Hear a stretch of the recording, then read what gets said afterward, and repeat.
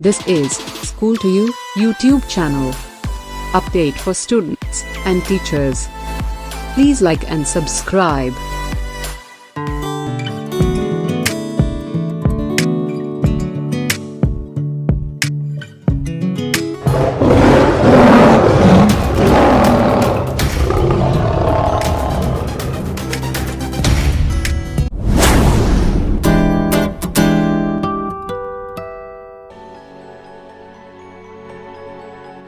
यह कहानी कक्षा छठी विषय हिंदी में पेज नंबर 37 पर स्वयं अध्ययन के नाम से दी गई है, जो बहुत अच्छी चित्र कहानी है।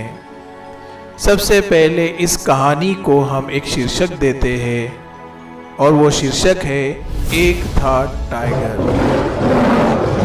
पहला चित्र आपके सामने। एक चित्रकार था। एक दिन वो घने जंगल में चित्रकारी करने पहुंचा।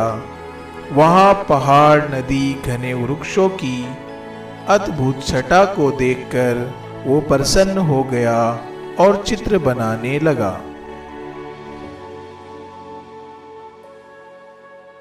अचानक उसके सामने एक बाघ आ गया।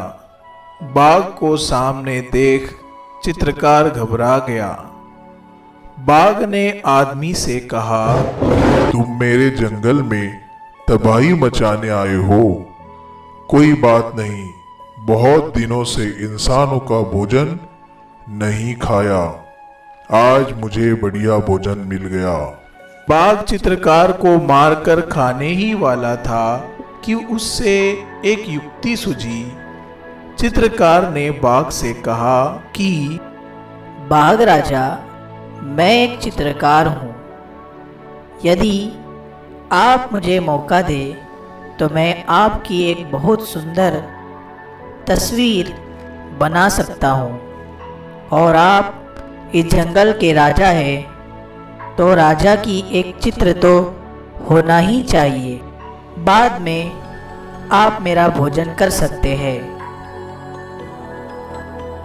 शेर ने सोचा, चलो पहले से एक सुंदर तस्वीर बना लेते हैं, बाद में इसका भोजन तो करना ही है। तब तक अच्छी खासी भूख भी लग जाएगी।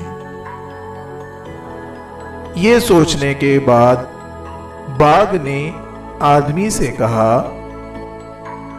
चलो ठीक है, आप मेरी सुंदर तस्वीर बना दीजिए, मैं आपकी जान बख्श दूंगा। चित्र बनाने के लिए बैठ गया। थोड़ी देर में चित्रकार ने बाघ की आधी तस्वीर बना ली। उसने अपनी योजना के अनुसार बाघ से कहा कि बाघ राजा, आधी तस्वीर तो बन चुकी है। यदि आप पीछे की तरफ मुड़कर बैठ जाए तो बाकी चित्र भी पूरी तरह तैयार हो जाएगी। वीडियो अच्छी लगी तो एक लाइक जरूर करें। बाघ अपना पिछला भाग का चित्र बनाने के लिए आदमी की तरफ अपनी पीठ कर देता है, जिससे बाघ आदमी की तरफ नहीं देख पाता था। इसी बीच चित्रकार उचित मौका देखते हुए नदी में मौजूद एक नाव पर सवार होकर भाग निकला। इधर जब बाघ को कुछ आहट मिली, तब उसने पलट कर देखा तो चित्रकार गायब था। बाघ ने आदमी को नाव में सवार होते हुए जाता देख मन में सोचा, यह इंसान की अक्लमंदी के बारे में अभी तक तो सिर्फ मैंने सुना था, लेकिन आज इसकी होशियारी देख भी ली।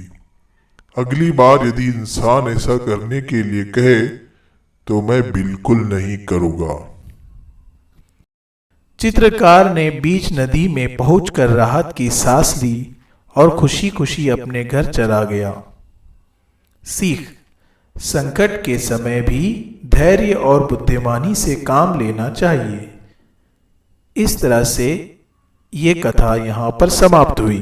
वीडियो अच्छी लगी तो एक लाइक जरूर करें।